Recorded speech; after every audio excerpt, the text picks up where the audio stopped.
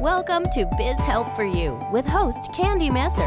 Entrepreneurs like to focus on the big picture, like profitability, success, and a smooth running organization. But there always seems to be those little things like taxes, employee compensation, laws, regulations, and more. Now you can get the answers you need in one place.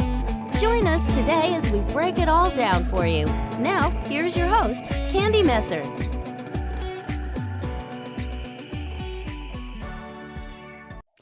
Hello and welcome to Biz Help for You with Candy Messer. Thank you for joining us today. I hope you enjoyed the topic of our last episode, why everyone should be able to recite your mission and purpose in your business. If you are unable to join us and would like to listen to the show, links can be found on our YouTube and Facebook pages, as well as multiple favorite podcast platforms. And if you'd like to receive notifications on when our podcasts have been uploaded, please like and subscribe.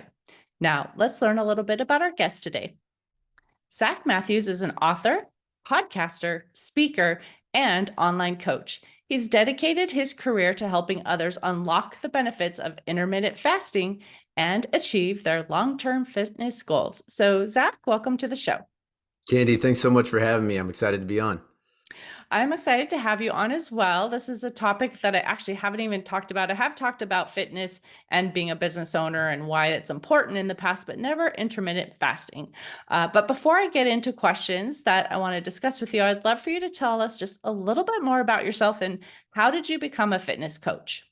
Yeah, absolutely. So long story short, I was a student athlete my entire life and got a job with the Tampa Bay Buccaneers selling premium sales. So I was mostly Hall of Fame club seats, suite sales, anything in the stadium you wanted to sit in, I could sell to you. So I wanted to, just cut my teeth and build my book of business the first year or two there. So I worked my butt off to get to that point. And 4 months into the job, realized that I had gained a ton of weight because, working hard in a sedentary job is not the same as working hard in sports. There's not much physical demand to it. So that sent me on this, several months long process to try and find a workout routine or some sort of fad diet that was going on at the time that could solve my issues for me. And nothing seemed to be working. All of a sudden, a sales manager, luckily, he was telling me about intermittent fasting because he was doing it. And I was like, that sounds interesting. I'll check that out tonight when I go home. That night, I stayed up the entire night learning everything I could about it. I found it fascinating. The next day I implemented it. And then 90 days later, I'd lost 20 pounds. So it was easy because it complemented my day. Unlike, other diets and things that just demand a little too much of your time or effort, which is something that us as small business owners, we just don't have. So That's kind of my background. And then I was in sales up until a couple months ago. That was 5 years ago that I lost all that weight. I've been intermittent fasting ever since. So for 5 years straight and been in sales primarily that entire time, but just decided, I always wanted to run my own thing. And, I kind of got my wife on board with the intermittent fasting coaching because she's like, I know you're passionate about that. I know you could sell it. So that's what brought me here. So now I'm on a mission to tell 1 million business leaders about how intermittent fasting can help them get back into shape. Nice. Yeah. So I'm sure a lot of people have heard of intermittent fasting, but there may be some listening who aren't sure really what we're talking about. So I would love for you just to give a definition of that first. Absolutely. Yeah. So intermittent fasting is basically choosing when to set aside certain times for, fasting, obviously, and then eating as well. So there's different time windows you do for that. And you Google intermittent fasting methods, there are probably hundreds of different methods that'll pop up. The most common are the 16-8 method, which is what we teach over here. So that's fasting for 16 hours of the day and then having an 8-hour eating window. And those are consecutive too. So it's not like you're splitting them up or like, having a count like, okay, I ate for an hour here. None of that. It's just consecutive. And it's kind of allowing yourself to have these windows where you're focused on either fasting or eating. And it makes it really simple. That's the one we teach over here. There's also like eat, stop, eat, which is like, you would fast for an entire day and then eat for an entire day and then rinse and repeat. But, the 16-8 method, we use that one intentionally because first of all, it's the one I lost all the weight with, but which is a goal of most people that I work with. But secondly, like I said before, it just complements your workday better. It fits seamlessly. I mean, that 8-hour window, you can start it during your lunch break at like noon or 1 o'clock. And then, you have that eating window open until like 8 or 9 o'clock when, I mean, most of us can fit in dinner before 8 or 9. So it Mhm. works well, the modern business schedule. Yeah. So someone might be listening and saying, whoa, like waiting until noon to eat. Like I've also heard breakfast is what you need to have to get the energy to start your day. Or I wake up at 5 if I have to wait until noon. I mean, that's difficult. So can you touch on that? Maybe if there really is a misconception still that you have to have breakfast earlier in the hmm day. hmm And also if someone is working a different schedule that maybe that's just too long to wait, Right. what would you recommend? Yeah, yeah. So I'll tackle the first one first. So I think what you're pointing towards is like the breakfast is the most important meal of the day mantra. And that is exactly that. If you go all the way back to when that first came about, it was actually a marketing, I forget, I think it was Kellogg or something like that. Some brand used it for a marketing and it just caught fire. And now we use it to this day. The real term breakfast literally means to break your fast. So Mhm. it's not time sensitive. There's nothing about true breakfast that tells you have to do it at 7, 8, 9 in the morning. Breakfast can technically be when I do it at like noon or 1 every day. So Mhm. you bring up a good point because everybody's schedule is a little different, especially business owners. I mean, I'm Mhm. finding that a lot of them, we wake up at like 5:36 in the morning to get our day going a little earlier. So it is hard to have a wider window if you're going to fast until noon. But that's the beauty of intermittent fasting is that it's so flexible. I mean, that 8 hour window, if that's what you're going to do, you can move that up or down. In fact, ETRFs is early time restricted feeding. And that has scientifically been shown to kind of match with the body's circadian rhythm. So digestion's a little easier. And we could go into like protein synthesis and all that, which we won't here, but it's shown that early time restricted feeding and fasting can kind of help your body, just natural rhythm. There are some other hacks, like even though you're fasting, you can still consume black coffee, tea without the additives and stuff like that. Generally, I would challenge the idea that I'm going to be starving by the time noon rolls around because researchers have shown that your brain can't decipher between I'm thirsty and I'm hungry. And Mhm. since we're 60% water, I would venture to guess that your brain's more than likely telling you it's really thirsty. So what Mhm. I recommend to my clients is just down like 12 ounces of water when that happens. Give it about 30 minutes, and then if you are still hungry, then you're actually hungry and you have my permission to break your fast. And this is the biggest point I want to make is it's all about listening to your body, right? I mean, once you get down into a rhythm and in a routine, you're going to know when your body's actually hungry and when it needs, like, we need to view food as the energy source that it is. It's fuel for our bodies. And just having that perspective alone, I feel like can help with the breakfast mantra and all the other misconceptions, I guess, out there about the modern routine of eating. Mhm. Well, the next question I actually was gonna ask you was, can you eat anything? I know you talked about coffee or water, hmm which is not technically eating anything, right? You're drinking Right. something. So really, is there anything you can eat during that quote unquote fasting, intermittent fasting time? Or really should it just be water and maybe coffee or something like that, and then wait for solid food until later? Yeah, you want to stick with things that are non-caloric, which means 0 calories. Mhm. There's a trick there because, technically like the Celsius drinks that are really popular right now, those are technically 0 calories, but they have a ton of additives, which would kind of defeat the purpose of why we're in intermittent fasting for weight loss, because Mhm. you want to fast for about 16 hours because that's when we can hit ketosis, which is like your body is low on sugar and glucose levels. So it goes to eat the fat that you have stored in your body instead of your glucose stores. Well, if you drink like a Celsius per se, and I'm not bashing Celsius, I mean, you can Mhm. have them during your eating window, but when we're fasting, your body's like, ooh, look, sugar instead of fat. And so, yeah, it's going to gravitate towards that. And it's just going to mess with the effects we want when we're using fasting for weight loss. Now, to answer your question, yeah, you want to stick with just coffee, water, or tea with no additives, so no cream and Mhm. sugar until you break your fast. After you break your fast, you can have those things, Mhm. but those are calories we don't want to consume if we're trying to get the benefits of intermittent fasting. Right. And you did talk about sugar. That was actually another question that I had thought of is what about people who are diabetic, right? So you Yeah. could have some issues where you can have high blood sugar or low blood sugar. So how Mhm. does intermittent fasting work with someone who is diabetic? Yeah, so I don't recommend that people that are diabetic do it. Mhm. So three types of people that I don't recommend do intermittent fasting. It's those that are pregnant or breastfeeding, or children that are under the age of 18, or people that are diabetic. Just because Mhm. there's intangibles to that. Now, I would recommend, like, if you're diabetic, consult with your physician, because there might be a way that you can fast or do some variable of intermittent fast. You can hit the proper sugar levels, Mhm. but I wouldn't recommend, I would just consult with your physician on that before you try it. Mhm. Great point. Yeah. So now that we're about to break our fast, right? We can eat. We've got these 8 hours in the day that we can. Are hmm there any things that are off limit? Can you eat kind of whatever you want? Like, how does that work? You can eat whatever you want. I mean, so I always tell people, focus on whole food. So Mhm.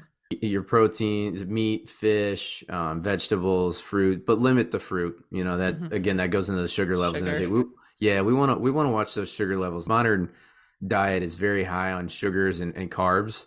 The more we Mhm. can cut that out and limit that in our eating window, the better off we'll be. So focus on whole foods and avoid the processed stuff as much as possible. Now, during weekends and stuff, I'll tell people, like, you can have a cheat meal or two, like, give yourself Mhm. some wiggle room, as long as we're sticking to those fasting windows, because it's just a little more sustainable for your lifestyle. Like I mentioned, you want it to complement your lifestyle. You don't want it to disturb it or anything, or else you're not going to stick with it. So Right. the main rule that I have for, what you're supposed to eat in the eating window is just to remain consistent whole foods. So if it has a mother or it grew out of the ground, you can eat it, but try to limit the processed stuff. Watch the dressings and the Mhm. sauces that you use. Again, we're getting back into the additives and high salt, high sugar. But and I'm not telling you to shut that all off at once. Maybe just scale it back a little bit. And you'll start to notice. Like, trust me, I would love nothing more than to, lather everything in ketchup. I love ketchup, but it's very high in sugar, so I've cut it Yes. out, and I really don't use it that much. The only thing I use it for now is, like, my French fries during cheat meals on the weekends, but even that I've scaled back on. So it's possible. Trust me. It's just Mhm. it's a matter of kind of, layering it back one thing at a time. Right. Well, it is amazing to see how many things actually have sugar in it too. You might think you're Yes. having a healthy salad because I've got all these vegetables, and then you put the dressing on it and now, there's got a bunch of sugar in it most of the time, unless you're doing Right. it at home, making your own. So it kind of True. does defeat the purpose if you are trying to have the healthy foods, but then you have these things that have the hidden ingredients in there. Right. Yep. Absolutely. And even, like, things like, you'll look at a bottle of ranch, which is salty, and it's like, what? This thing has sugar in it too? You know what I mean? Like, come Hmm. on, So a good point though. I mean, if you make it at home, it's way better. You could use, like, an olive oil base or something like that. I'm no chef, so don't, Hmm. maybe do a little research on that before you take my word for it. But just making those things at home, and meal prepping is a big part of that too, with Hmm. Whole Foods, and just like you said, if you want to try something a little different, maybe do make your own ranch at home, or like a Thousand Island, or an Italian dressing. That sounds delicious. Mhm. Well, even like I've done sometimes too, where maybe like a little lemon juice with a little olive oil, or Oh yeah, sometimes a little vinegar and olive oil. And, right, you don't have to have all that other stuff in there. You just want to have a little something, to add a little bit of flavor. But it is sometimes easier when you're just like, oh, I don't have a lot of time, especially as entrepreneurs, right? We've talked about we work a lot of hours. So sometimes it's like, I just don't have time to get everything prepped, and it's easier to just grab something. And even if they're right, buying a bag of salad, a lot of them come with dressings in there, right? And right. so it's just as Yeah, easy to have it. So if someone is saying, well, this sounds great, like I understand the concept, but fitting that into my already busy life, I don't have a lot of time to do all of the food prep, or things like that. How would you help them to start and maybe keep it as like a forefront of their mind, even if time is kind of hard sometimes to actually do the things we need to do to be successful? sure, absolutely. And like I said earlier, I don't want to tell people, like, you got to start this tomorrow. The thing is, like, with intermittent fasting, that part can be implemented right away, and it's very easy to Mhm. implement. And you'll see, if you give it a shot tomorrow, just like keeping your eating window between noon and 8 for your day, I am confident that most people will see, like, oh yeah, this isn't actually that bad, because you're in meetings all morning and different things pop up anyways. So it's just one less thing to worry Right. about. Now, as far as like getting into the meal prepping and everything like that, yeah, like let's maybe walk before we run. Try the fasting window, get that mastered. And really like what I want people focusing on, if they're doing it for weight loss, which I'm assuming most people do, but if they're just trying to live a healthier lifestyle, then we really need to be focusing on our calorie intake, because Mm-hmm. especially if you're doing it for weight loss, you need to be cognizant of your caloric deficit, which is basically our basal metabolic rate is like the number of calories you can consume and kind of maintain your current weight. And when Mm-hmm. our caloric deficit is basically anything under that, but ideally 500 to 400 calories below that, so that Mm-hmm. we're losing about Right. a pound ish a week, or give or take.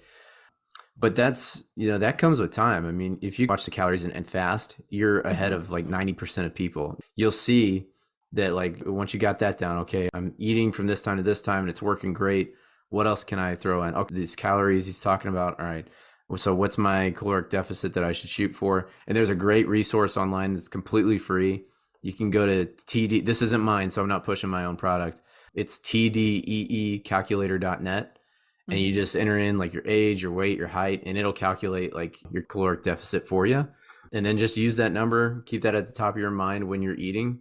Just keep track of what you're eating. And MyFitnessPal is a great app for that as well. They have a Mm-hmm. free version, so you can just kind of keep track of the calories that you're consuming, and that's a great place to start. Now, the meal prepping and anything, that maybe that's a little more advanced, maybe that's a little further down the line, and there are great resources for that. I have one client that uses Freshly, like one of those Mm-hmm. services. That's not for everybody, but that's certainly an option.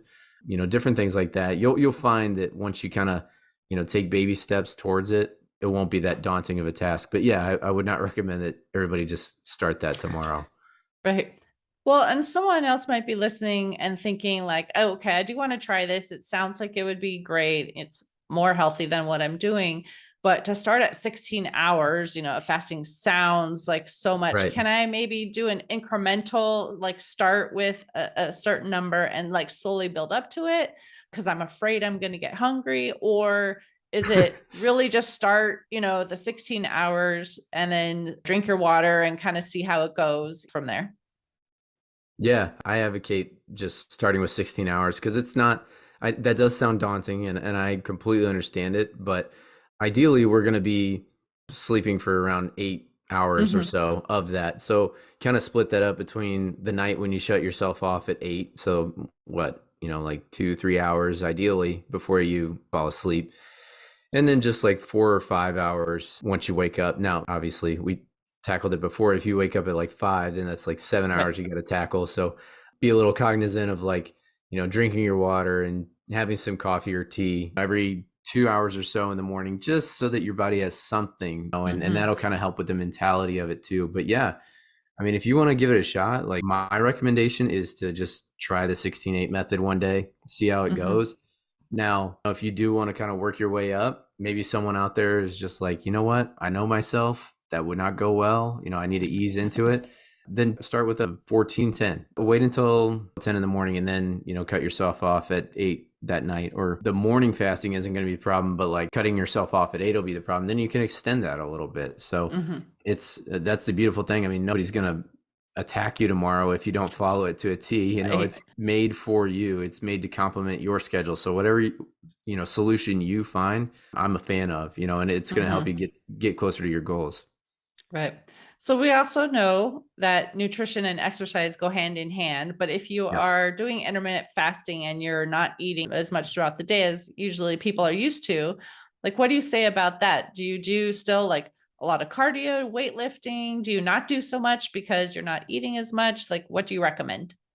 Yeah, so I typically recommend far less cardio, because that just burns through the energy that you may not have if you're Mhm. working out in a fasting state, and focusing more on resistance training. So, I mean, if you like lifting heavy, then that can certainly be Mhm. that. But I'm talking about like Like the push-ups, burpees, bands or something. squats, yeah, bands, whatever, Mhm. whatever you can get your hands on, anything Mhm. works, for two reasons. First, that's going to help with like your lean body mass, because ultimately we don't want to just lose weight, right? We want Mhm. to lose fat, and we want to keep the muscle. We want to get a better physique. So resistance training is important for that because it helps your body realize, you know what, we need to hold on to this muscle mass because he or she is lifting pretty heavy these days, so we need that muscle to stay.